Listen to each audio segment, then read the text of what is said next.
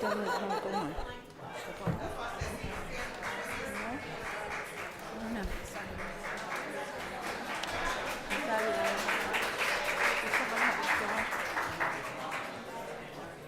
morning, everyone.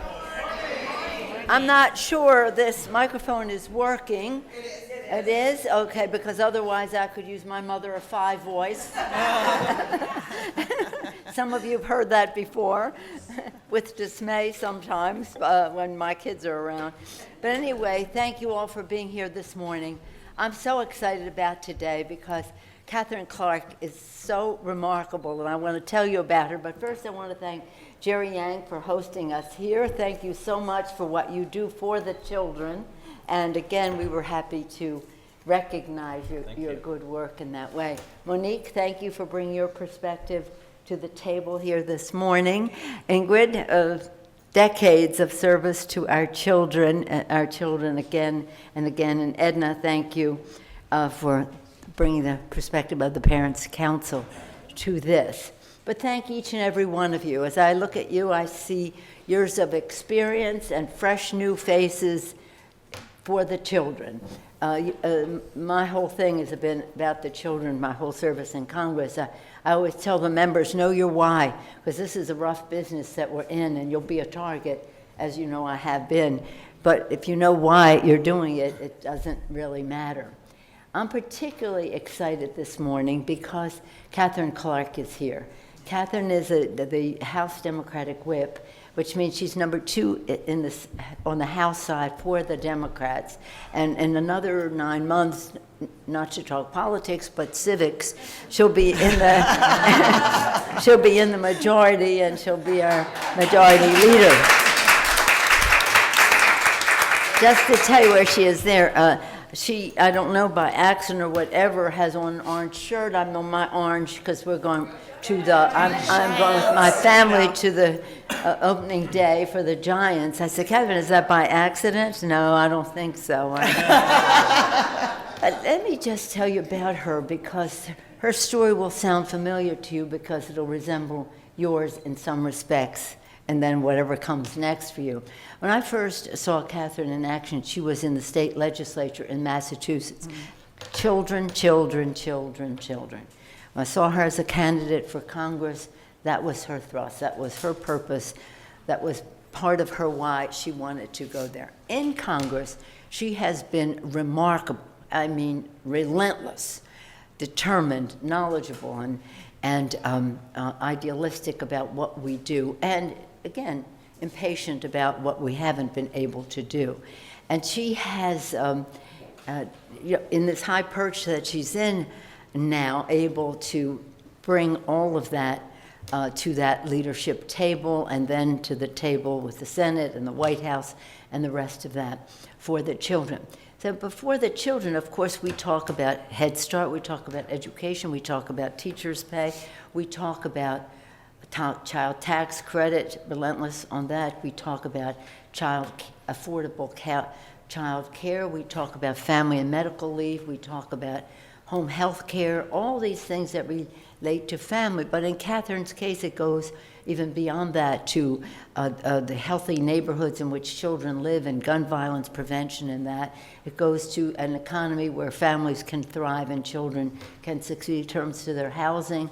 It's everything. It's about their children, their health, their education, the economic security of their families, healthy neighborhoods in which they thrive, and of course, a world at peace so that children can thrive in the world and our children can reach their fulfillment. So she has just been so remarkable. So when I found out she was coming, I thought this is going to give me an opportunity in my own community to talk about her in a way that will make you feel, I hope, pretty good about the prospects for our policy as we go forward. We're very blessed to have President Biden. He has been for the children, for the children, for the children. We didn't get everything done in the last session when we had the majority. It's harder now with these folks. We'll talk some more about that. But it won't be long before we'll have another election, and we feel very confident about Katherine's accession to the next stage. But what remains are some of the things that I mentioned.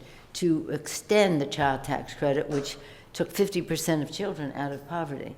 But it has expired, now we have to extend it. Affordable child care, we can never do enough in terms of how we pay people, how we train people, how we have facilities, and we'll hear more about some good ideas on how we go forward in that. But again, some of the things I already mentioned. The President said help was on the way when he became president. He did many great things. Some of it has expired. Now we have to finish the job. But as we finish the job, we want to do it right. And that's why we want to hear from you as to where we go next with these things in terms of not only budget priorities, but policies that go with it for the children.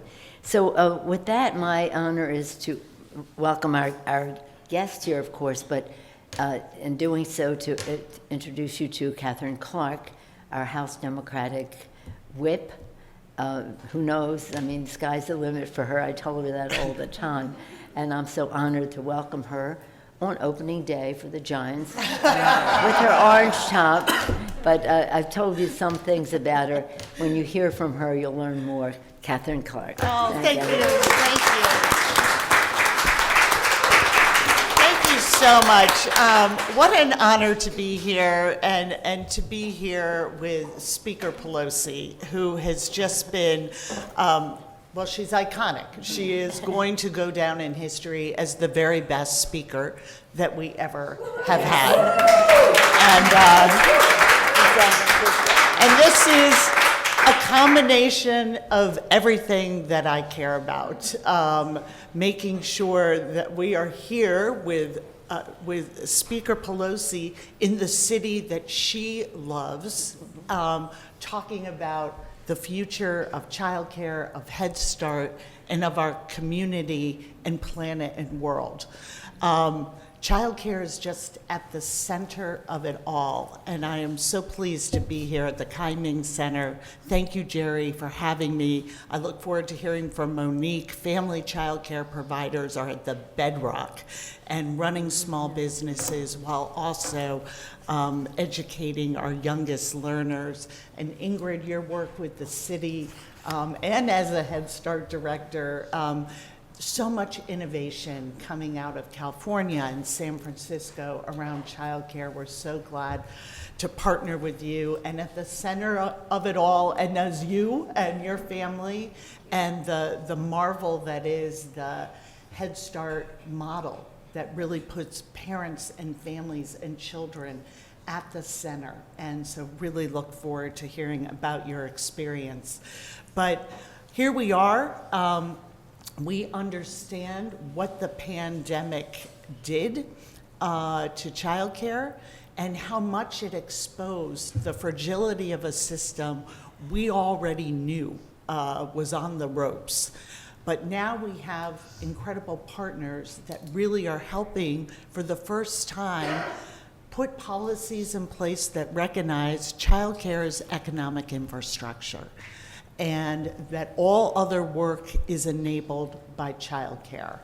And one of the many reasons that I am so honored to be here and so grateful for the work of Speaker Pelosi was the response that she led during that pandemic that has helped change the paradigm. It is no accident that with the Speaker's leadership, and she always tells us, not only know your why, as you said, but there are top 3 issues she works on: children, children, children. And she understands and has been such an advocate for making others, bringing in a business community, rising up the inequity in wages, and helping in the pandemic have a response that kept 220,000 centers open, that kept more than 1 million educators on the job and more than 9 million children in the classroom. And with her help in this budget that we just passed, 6 months into the fiscal year, there was one bright spot, and that was childcare and Head Start, with $1 billion of new funding. And that doesn't come without a lot of resistance and with a lot of leadership. And I am so grateful to Speaker Pelosi for all her leadership, but especially in this key area where we need federal funding. And the speaker referenced our, Build Back Better and our efforts. And I want you to know that that fight is not over. That was a setback that just sets us up for a comeback. And we are going to continue to make sure that people understand that not only is early education, Head Start, quality, affordable childcare part of the underpinning of our economy, but that we also have a workforce in childcare that is predominantly women of color, and that it is for far too long, we have made our social safety net those women. And we have accepted that those low wages are just part of a system. We know that can't continue. And in 2019, I had a town hall and had 4 child care providers come to the town hall. They all worked over 40 hours a week, and all of them needed subsidies to care for their own families while they are caring for ours. This is a model that we can no longer accept.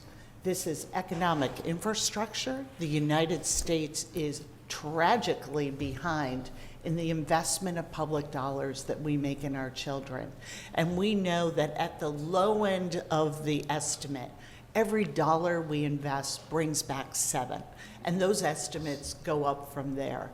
So this couldn't be more critical as we look at this moment in our country's history, to telling families that we see them, we are working for opportunity, and to the professionals and educators in this field, that you are part of it, and that we see your work and value it as critical to the success of this great city and to the success of our country.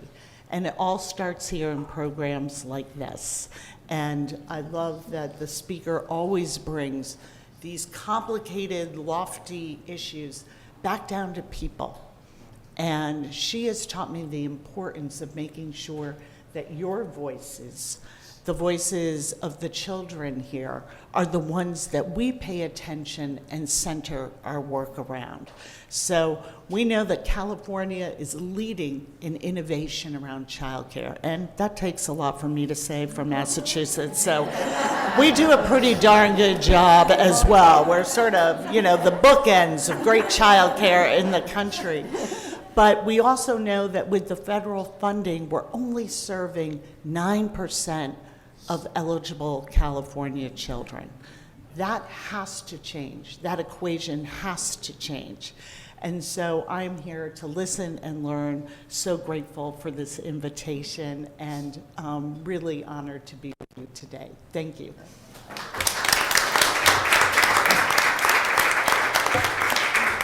Now, I think you see why I'm so excited about welcoming Katherine Clark to San Francisco. Jerry, thank you for your hospitality today, more importantly, for the work that you do for the children. As many of you know, High Wing is a pillar of, in our city, providing essential early childhood. I can't wait to see the infants. One time I said, "Can I hold the babies?" And they said, "No." You can't hold the babies. You know why.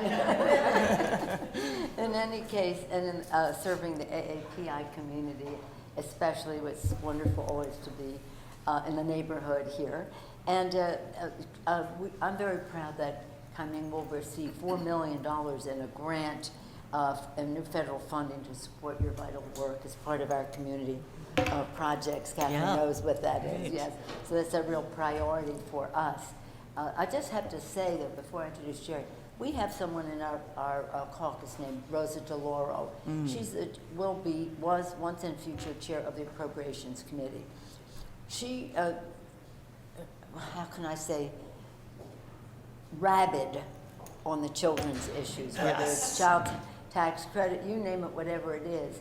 But she was also not more than instrumental in making sure that we were able to have some community projects, and one of them is this $4 million to Kaiming Head Start program here. So thank you for your hospitality, thank you for your leadership. I can't wait to see the children, the babies, younger. I won't touch it, I won't. I said to them, can I just come and hold the babies at night or something? They said, you can't. We have our standards after all. Thank you, Jerry. Thank you, Speaker. Welcome to Kaiming Head Start. Kaiming stands for Inspire and Enlighten in Chinese. And my name is Jerry Yang, a first-generation immigrant from Taiwan. And thank you, Whip Clark. Thank you for your long-term support to Head Start appropriation for years after years. Yeah. And thank you for coming to San Francisco to meet with all the early educators. And thank you, Speaker. Every year during our API Council meeting, Speaker talk about children, Head Start. So thank you for your long-term advocacy for the children from the bottom of your heart. Thank you so much. And the operation of this childcare facility on the other side is made possible. It's a joint effort, result of joint effort by many people, including the federal grant, the Head Start, Early Head Start grant, and also the state and San Francisco Department of Early Childhood. And plus, we have a very robust, strong network support system within the city, such as Chinatown Community Development Center, that is the housing project for this one, and Low Income Investment Fund, and not to mention our local Head Start partner, like MNC and we all work together for our community.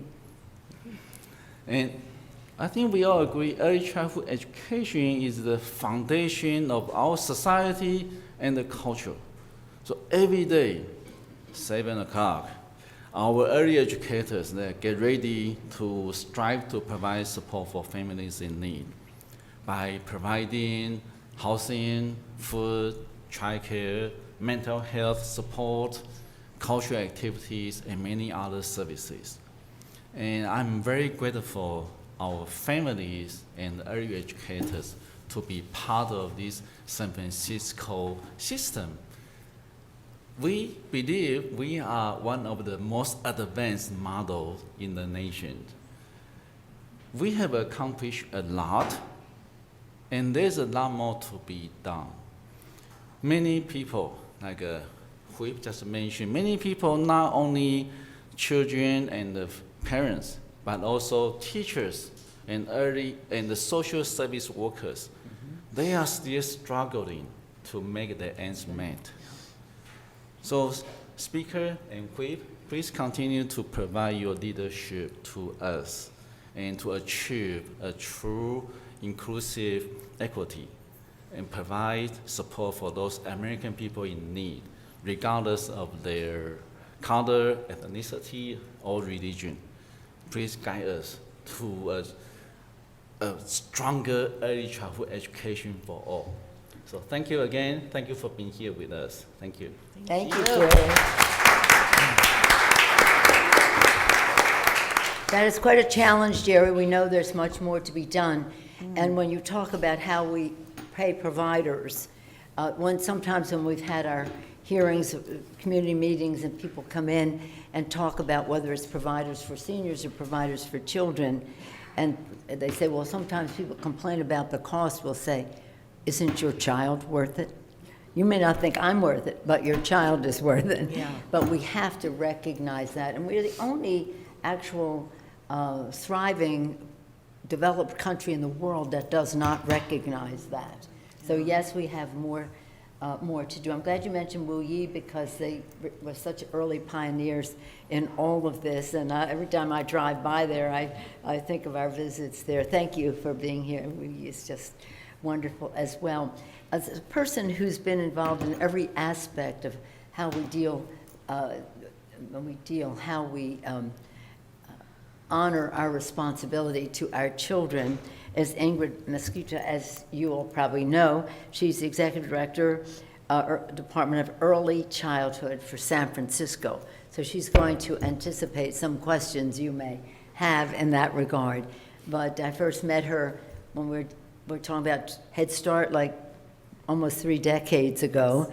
And she hasn't changed since then, but nonetheless, she has taken more responsibility. Ingrid, thank you for honoring us with your presence.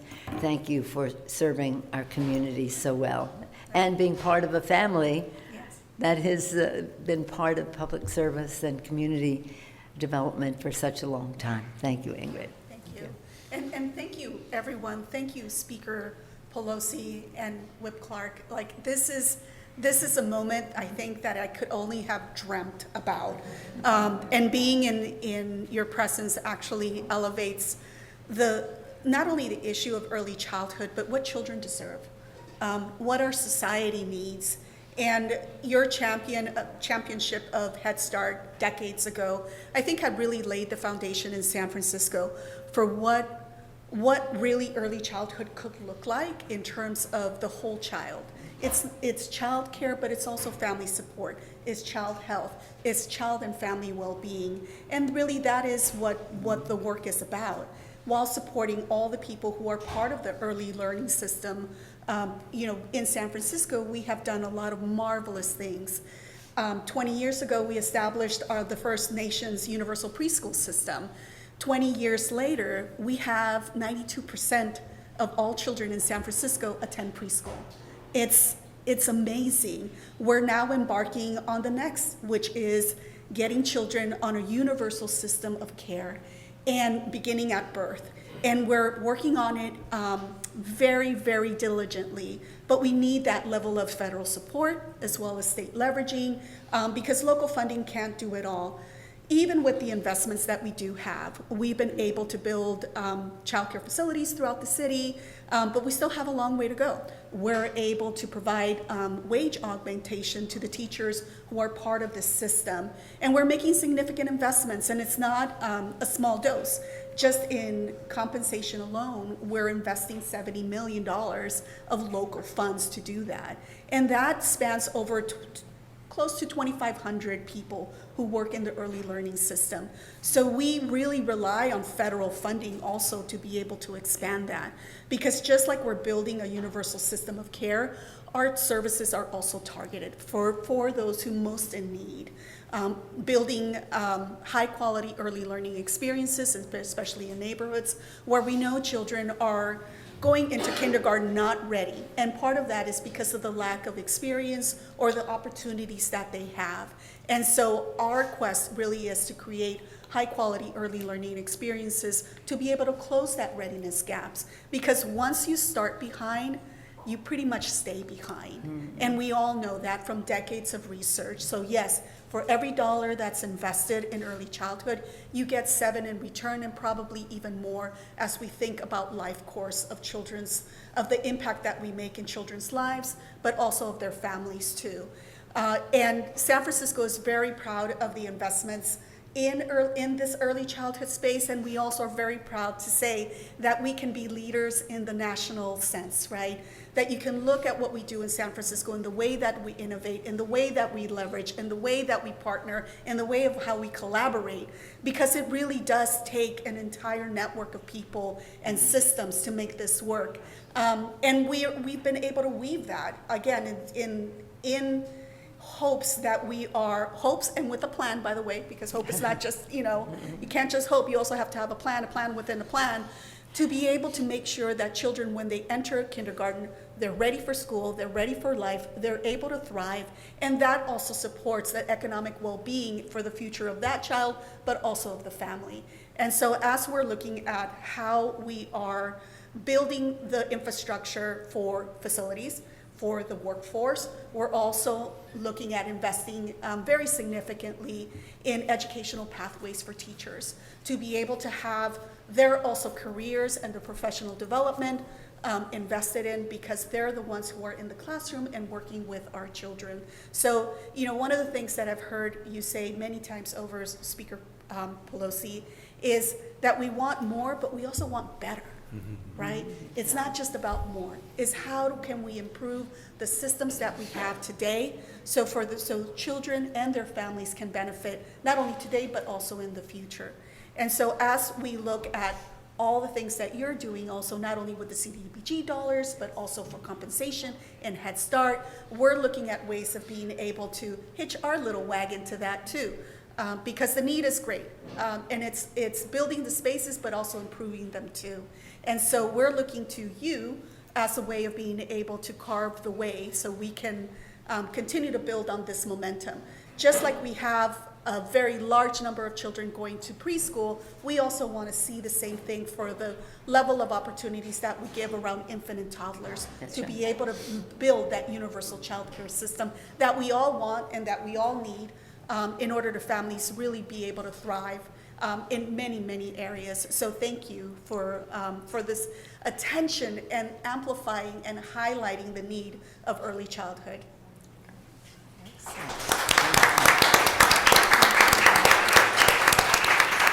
Thank you, Ingrid, very much.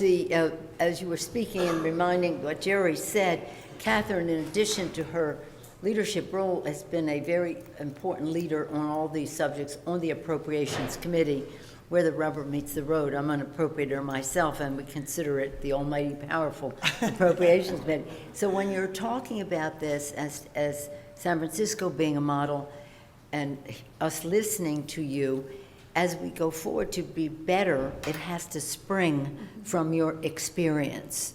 And everything that we have done, whether it's the Affordable Care Act or saving it and the rest, it's always by listening to what its impact has been. And as Madam Whip has said earlier, the private sector experience in all of this is really very important. So Monique, thank you so much for being with us today. Thank you for your courage to go out there, and could be anything more optimistic than starting a small business. Okay, and then if it happens to be in childcare, all the more courageous and optimistic. Thank you for your leadership in that regard.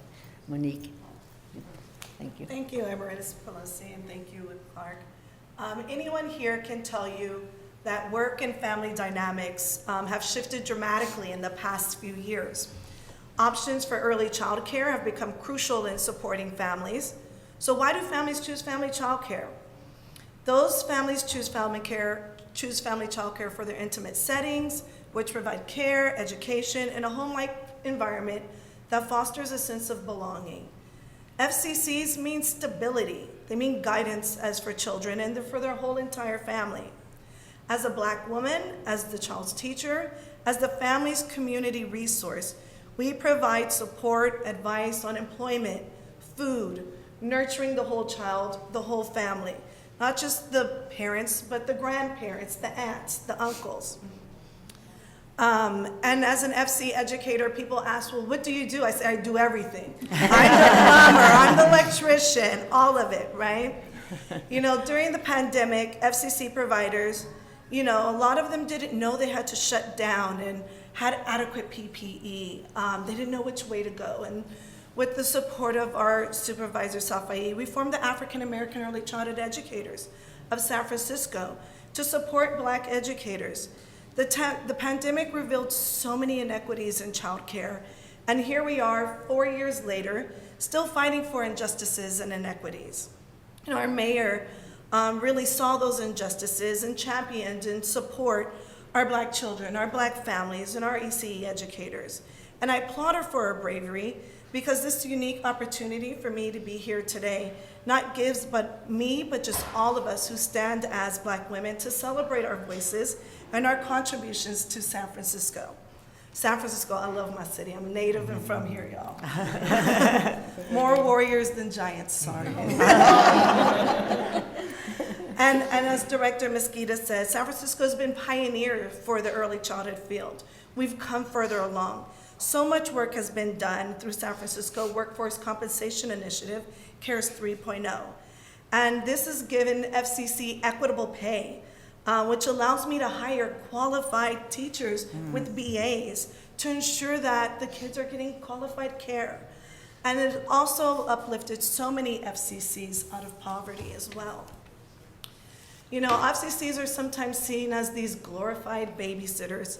There was one day where a grandparent was dropping off his grandchild, was saying goodbye, all of that, and I was like, okay, let's go, we're gonna have fun, have tons of activities, fun. He's like, you guys don't have fun, or you just watch kids all day. And I was like, excuse me, sir. I do not just watch children all day. I provide an enriching experience that provides a foundation for a lifelong love of learning. That is what I do.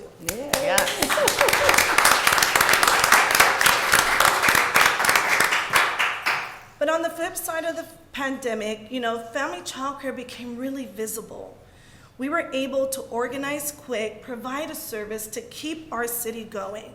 It was us, the glorified babysitters, that stood up and stepped up and put our families and ourselves on the line. We became the heartbeat of the childcare industry in San Francisco through the pandemic. And just as we continue to be the pulse of the city into 2024, and I really hope folks don't forget that. Thank you. Thank you. Beautiful, Monique. The pride you take is so tangible and so lovely. Now we're going to hear from a mom. Well, not that we aren't all, but Edna Art is a parent of Coming Head Start, chairperson of Coming Parent Council, and we'd love to hear your perspective on all of this.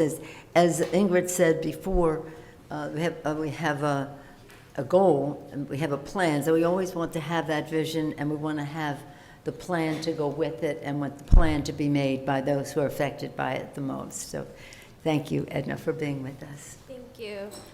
First, I would like to say good morning and thank you for the opportunity to share this time with you. Again, my name is Edna Ard.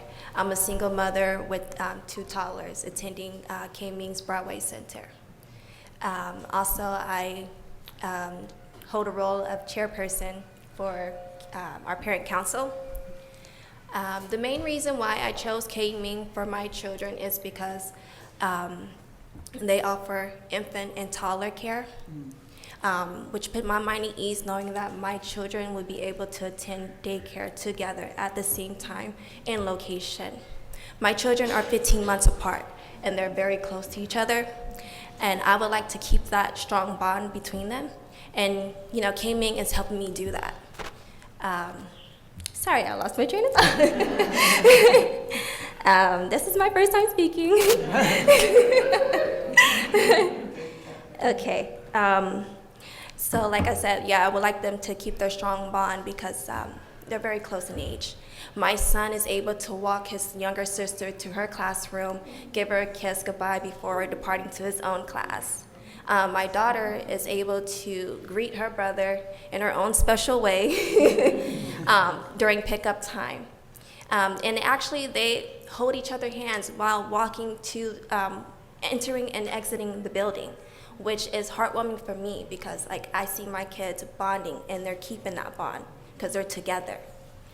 The second reason why I chose Ming is the teacher-child ratio. For 4 toddlers, there's a teacher, and for 3 infants, there's a teacher. Children need a sufficient amount of individual attention, especially when it involves developmental and motor skills. Ming's classrooms aren't too large to where I don't feel like my children are overstimulated. This ratio also gives children an opportunity to build a relationship with their teachers. Like my children are so close to their teachers that there are times when they will call them mama. And so like, you know, I don't take offense to this. This actually gives me reassurance that my children are in great care, and that, you know, I made the right choice by picking Ming. The third reason why I chose Ming is their creative curriculum meets the needs of my children. So Ming focus is to help children learn by playing, exploring, understanding their emotions and how to properly express them, and always asking open-ended questions so children can, build their cognitive skills. They also teach children how to be independent, such as washing their own hands, self-feed and drink, and, to clean up after themselves. Like my babies, when they come home, like they surprise me, like how creative they are, how well-mannered they are, how eager they're willing to help me with chores, even though they don't do a great job at it. It's the willingness and the effort they put in that matters the most. Lastly, Ming offers so many resources, referrals for families. They support family. The teachers and staff, they support family by, with jobs, housing, referrals for like child behavior and speech. And they're, what else do they do? Sorry.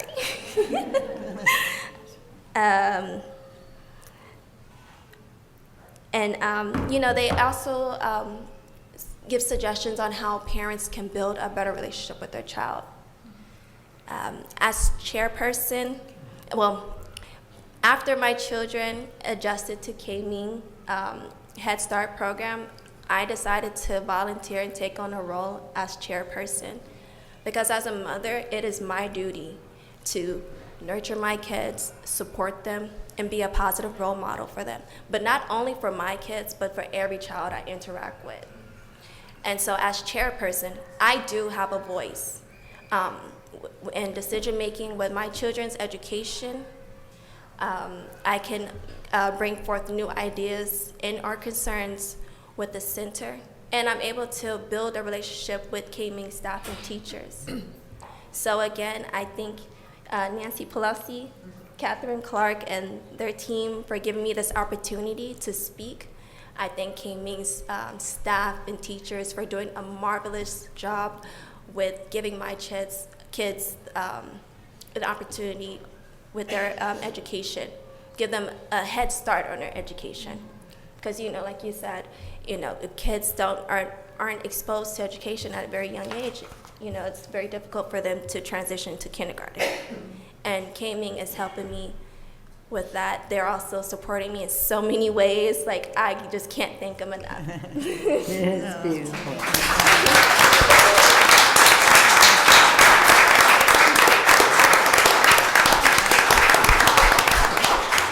I think from hearing Jerry and hearing Edna, you know why Ming is a model for the nation, and that's a significant model, so that worthy of the $4 million that is coming your way from the committee. Thank you so much. As you were all speaking, I was thinking of Lyndon Johnson. When my children were age of your children, we had our first babies. Lyndon Johnson was president, and they instituted a Head Start, and he would be so proud to see the fulfillment of it, and also how it is being shaped by the children and their families. Of course, we all learn from our children. There are teachers about what we should be doing in terms of their regard, but also the parents as well.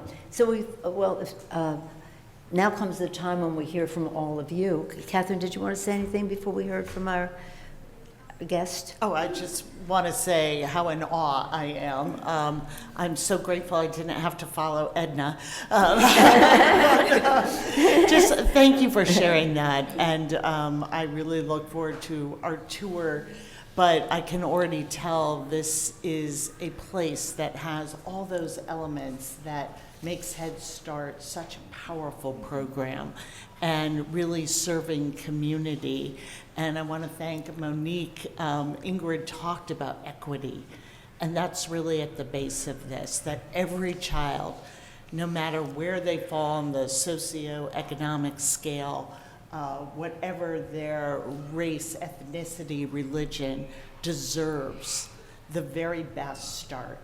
And that's what all of you are helping us provide in San Francisco, in this neighborhood, but also as a country. So deeply grateful for your work. Thank you. Well, we consider San Francisco a model for the nation in many respects. Who wants to have the first question here from the audience? Good morning, speaker and esteemed panel. Go Giants. I'm Maisha Dickerson from Children's Council, the Associate Director of Black ECE Achievement. And I have a question. What would you name as the top priorities for San Francisco's child care and early care system? Well, again, Ingrid had talked about San Francisco in that respect. How do you see some of the, you gave us some examples of that, and some of it is universal in terms of what we want to do for the country, but specific to San Francisco. Ingrid, would you like to tell? One of the top priorities is really to build, in order to have a universal childcare system, you have to build it. And San Francisco, I don't think, is different than any other places in the country. From the time of Lyndon Johnson to now, by the way, I was a Head Start graduate, 1971. And it's, it's wonderful to speak around a universal system, but it also takes resources to be able to create that infrastructure. So our top priorities is to build that infrastructure. Infant and toddler spaces need to be created. They need to be invested in. Teachers, they need to be also created because not everyone's flocking to the early childhood field. And part of that is for the history of the low compensation. And we're doing that, we're making that sort of paradigm shift, which is building the workforce while paying for the education and also paying for the compensation that teachers deserve and need in order to sustain themselves in a high-cost place like the city. And the other priority is to be able to create that accessibility and affordability for parents. And this is something that the city really is lifting up in every year as part of our spending plan. And this is something where Mayor Breed has really looked at the way that we use our resources in a really strategic way, but by also leveraging other resources like the state and federal too. But yeah, those I would say are probably the top 3 priorities in the city. Yeah, I just want to tell you this one story. When I was a new member of Congress, I was invited to a child care center. It wasn't Wu Yi. It was a different one. Wu Yi I've spent a good deal of time with, but it was so wonderful. The children were so vibrant, this or that. They were like 3 years old running around in that particular class. And a balloon popped, and the children yelled, "Drop." Children yelled. Imagine 3 years old, 4 years old, they yelled, "Drop" on the balloon. Katherine has been a real champion on the, well, I'll just tell you this, she in defiance of the leadership, that would be me, several years ago, she and John Lewis and a couple other members, but she and John Lewis took the lead, and they had a sit-in on the floor of the House to call for, you remember that? And it was a remarkable thing. The other side of the aisle turned out the lights. We were not in the majority. They turned out the lights so nobody, one of our members from the AAPI community, Mark Ticano, filmed it, and so the world could see. It went out to the world that we had this sit-in on the floor of the House, and he got penalized for filming it by the other side, but the world saw what was happening there. But Katherine has been a champion on that, and that, for us, that's the leading cause of death of children in America, is gun violence, so I keep referencing that. But that first experience, drop, little children. Now, of course, we've come a long way since that. Hopefully, we've come a long way, but we still have a way to go. But the other part of this is the community lifting it up as a priority beyond those of us who are very involved in it, whether it's philanthropy, or supporting budget or, shall we say, governmental, not to use the word political, initiatives in this regard. So it's got to have a oneness to it, that everybody agrees this is about the children, about the future, and about how our city deals with that. So thank you, Ingrid, for your great leadership in this regard, and taking it from being in Head Start, being a Head Start teacher, right? And then now in the role that you have now. Thank you for your question. Next. Hi, Madam Speaker, Whip Clark. I'm Michael Lai. I'm proud to be on the board of WUI Children's Services. It's beautiful. Used to be a volunteer preschool teacher at WUI Cadillac Head Start in the Tenderloin. I was the only male teacher. Had never changed a diaper before. Also spent the last few years running a network of actually family childcare. So we provided free housing for early educators and W-2'd them and gave them health benefits.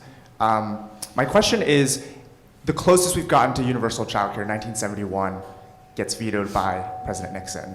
And I think a lot of us in this room were so excited by the 2022 legislative session, that 450 billion that was potentially allocated in Build Back Better. And I'm curious, given childcare is so bipartisan, what would have to be true to agenda set it so we can get funding for universal childcare starting from infancy in the next, let's say, few cycles? Just for your information, way back when, during the Nixon years, you probably know this from history, but for us, some of us, it was my youth. I saw it happen. It was a remarkable thing that Congress passed legislation for child care. And everybody thought that Nixon was going to sign it. It was bipartisan at that time. It was bipartisan, the rest. And Pat Buchanan, who was like fighting for the soul of America, that means no child care for children, was saying it's going to be like a Soviet system where the government comes in and takes care of the children. He completely misrepresented what this was about. And Nixon vetoed it, and it was terrible because it had bipartisan support, and they couldn't override the veto. But Pat Buchanan he and some of the others who did not share some of our values, shall we say, were just making it sound like it was a terrible, terrible thing, and it was all part of that thing. Mom should be in the home anyway, and this or that, as if everybody could afford to be. Katherine, do you want to speak to what our prospects are for this? Because I know you're on the forefront of it. Yeah, well, thank you, Michael, for the question. And I wish I shared your optimism that this has bipartisan support. It should. Nobody asks these children what party they're going to register for. Nobody knows who Edna or any other parent votes for unless they choose to share that. This should be about the future of our country, about our economic strength, about increasing to our ability to meet those ideals that we have for our country of equality and justice for all. And it should be about the biggest data set of research that we know equality early education experience almost guarantees you'll be reading at grade level by 3rd grade. And that's the window. That is where we need children make that transition from learning how to read to reading to learn. And that is our goal. And it should be, we shouldn't have parents who the number one way that they move off a wait list for care is their children turn 5 and they go to kindergarten. We invest $500 on average of public dollars in the US into a toddler's care. Our counterparts in developed countries, it's $15,000 a year. That is a national shame. And we came very close under the leadership of Speaker Pelosi and President Biden, who has made a commitment to a care agenda, that I have not seen. And we have to move while we have that president there with that priority. What we are seeing across the aisle right now is a real change, even in my 10 years in Congress, in how they view and prioritize and work in a representative government where we come from. Giants country and Patriots country and all our different Red Sox. All our different perspectives, life experiences, geography, religions, rural, suburban, urban, and we come together and we make a better product because of that diversity. And that is a very broken system right now in Congress, that we all have a role. But we do have this opportunity. I'll just give you one more negative news and then I'll move to something more optimistic. But we, under the leadership of Speaker Pelosi, we were able to do stabilization grants that have been over $3 billion to the state of California. Those expired, and we cannot get any interest in bringing those back under this current majority in the House. That's 84,000 children in California that are at risk to lose their slots. 84,000 children, and that number with families and communities and employers just multiplies out. So we are really up against it, but what we have in the power of the pandemic and everything that it's stripped back and revealed is we have a different paradigm that people are finally understanding how critical to the economy this is, to our workforce now and to our future workforce. And this is how we build a strong economy and a strong and inclusive community. And so we are bringing in business partners that never talked about. The National Chamber of Commerce does not call me very often about many things, but they wanted to do op-eds and work together on the issue of childcare, because they're hearing it from the very smallest of business to our global corporations that they need a workforce, and they're not going to have a workforce.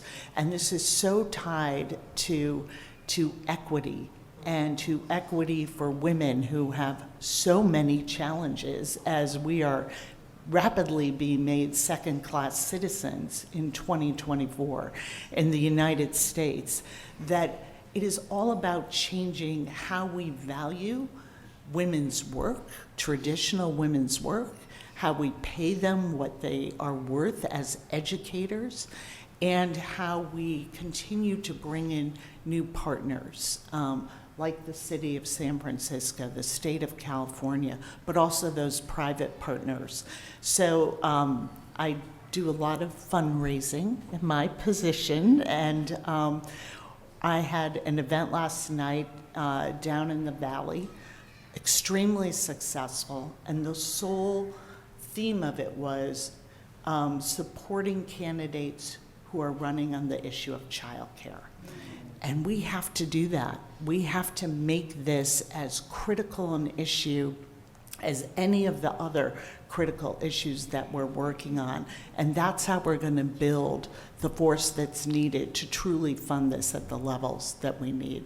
But we can do it. Yeah.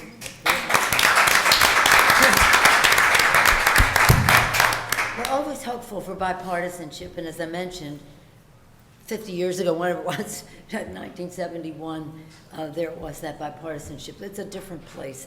It's a very different place now. But not to be discouraging to you, but just to recognize what the challenge is. When, Katherine wears two hats at the table as an appropriator, a leading appropriator, but also as leadership. So some of the decisions are made at the committee level, but then the rubber meets the road at that leadership table. And so she fought very hard with Rosa DeLauro for that $1 billion. But one of the biggest fights at the end, I hate to tell you this on a morning, it's this early, was about feeding children. Yeah. WIC. Yeah. They didn't want to do the funding. Didn't want to do it. They did not want to feed the children. So, Yeah. again, we have to win is what we have to do. But not to talk politics, but how could it be that they don't want to feed the children? One of the during COVID, when we had one of our bills, in our bill we had $60 billion for nutrition and writ large, and then food getting to people and helping farmers do it. The Republicans had in their budget $278,000. And so you get what I'm saying. You get the how scale. Could it be? How could it be? How could it be that they don't want to feed? Because we've talked about all different aspects of children's lives, but feeding the children, women, infants, and children, that was one of the fights at the end. Yeah. So again, we have, again, we want to be unifying. We don't want to be accusatorial, but we want to make sure that people know the difference, so that not that they vote one way or another, but that they change the minds of these people when it comes to meeting the needs of our children, starting with food. We've talked about gun safety, we talk about housing, we talk about healthcare, we talk about education, childcare, and the rest of that. Let me just say this one thing before we take our last question. In the American Rescue Plan, which was the first bill that President Biden put forth, and we worked with him, House and Senate Democrats, there was $24 billion delivered during COVID for child care under his legislation, helping 200,000 providers keep doors open for as many as 9.5 million children. In the subsequent bills, for example, the CHIPS and Science Act. The CHIPS and Science Act, the president said, if you want a grant from this program, you have to have child care in your business. So again, equity, as you talked about, fairness, justice in it all. Even in the infrastructure program, it was about listening to people about what infrastructure worked in their communities for families and the rest. So the president has been actually tens of billions of dollars, a high percentage of the bill was about equity, justice, listening to the community rather than have a highway run through it, take it down, unite the community. So there's just values that go into a budget. Should be a statement of values in that respect. We have a very big difference right now, even when it comes down to feeding women, infants, and children. Final question? Good morning. Good morning. Thank you all for being here today. My name is Ann Senores. I am YMCA Executive Director of the ECE programs. And I was also used to be part of the Ming and the Head Start with Wu Yi and everything. So being a preschool teacher, started as a substitute by you, to director, and even at Cadillac over at San Francisco Head Start. I know how important it is to have wraparound services. And now that I'm with YMCA for 12 years now, I know the essence, and we try to bring that wraparound service at YMCA.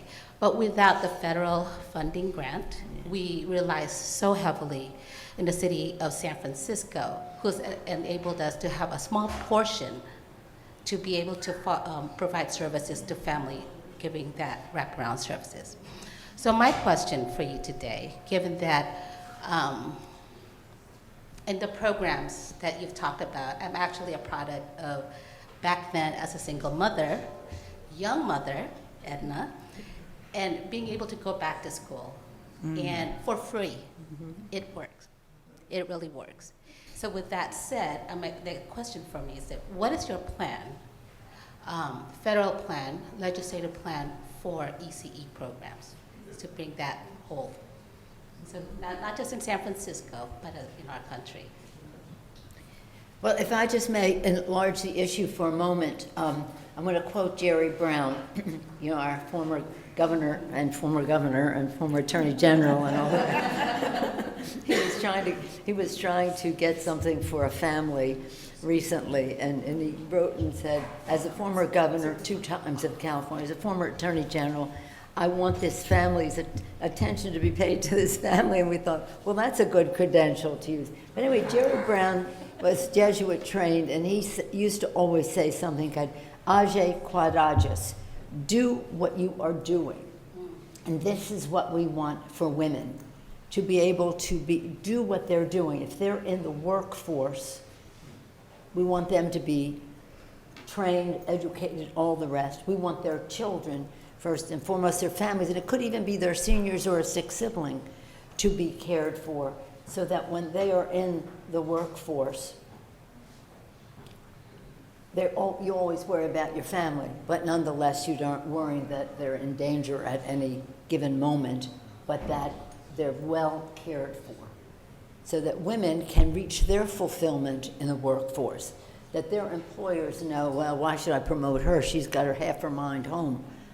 No, you should promote her because she's doing the best job. So whatever aspects that we have, whatever touch that it makes to women's lives, or dads too, not just women, but dads too. We want it so that that person can be honoring the responsibilities to the family, whether it's their children or their parents or their siblings and the rest. So again, it's not just one piece of it, as you suggest. It's the whole piece. Katherine, did you want to speak to any of that? Yeah, I just wanted to say it is the, and we have to look at after-school care and mental health supports and the nutrition programs. They're all part of this, and we can't take one piece out and have it remain a stable foundation for kids and families. But sometimes you hear out of Washington, it's not just about throwing money at it. This is really about putting money behind this. We have the models, we have the research, we have the partnerships to do this. And we have to fund it at a level that it deserves. And this is everywhere I travel in this country, this issue comes up because it is so tied to the high cost of housing and transportation issues and work issues, education issues for moms like yourself. And I hear it from parents, but also from grandparents who don't know if their adult children are going to make it because of the high cost of childcare. So we have to look at the comprehensive system and make sure we are funding appropriately. And we may have to start with, universal pre-K for 4-year-olds. I mean, we'll have to have a starting point to grow. But it is one of these programs that we have to seize this moment where we're having a shift in understanding and catch those wins and partnerships and make sure that we keep putting out big budget numbers. It is no coincidence that in this grim budget we just passed, the highlight was childcare. And that has a lot to do with the leadership of Speaker Pelosi and Rosa DeLauro, and on the Senate side, Patty Murray. But it has a lot to do with all of you, and that you are showing every day how we make this system work and continue to innovate and change the model. So we can't just focus in on one piece. We have to continue looking at how do we build successful lives for children and lives rich with opportunity. You are giving us the models. It is really up to us to fund them. Katherine reminds me that when we understand this, you know better. Really, we respect that. You're on the front line of doing this. Now, when we talk about your question, we have this fight with the Republicans about forgive me for using that. I don't mean to sound partisan, but this is the life we lead, about the budget. Nothing brings more money to the Treasury of the United States than the investment in education. Earliest childhood education, Yeah. K through 12, higher education, post-grad, lifetime learning for others, lifetime learning and training and all the rest. But nothing brings more money to the Treasury. So when they talk about spending, we're not spending, we're investing. Right. As opposed to, if I may, a $2 trillion tax cut, which 83% of the benefits going to the top 1%, adding $2 trillion to the national debt, giving nothing to the children and to the future and the rest except a debt to pay. So that's what a fight is about. Again, I said a statement of values is our budget. So fortunate for us that Katherine is there in the committee where the rubber meets the road on appropriations to make those fights, but also in the leadership role that she has at that table to make sure that the values, it's a competition, you know, we have many things that we need, but we think our investment in the children is the best investment, everything for the children. Jerry, thank you. Since you are a host, perhaps you would like to have the last word here today? Thank you, thank you. It's a joint effort.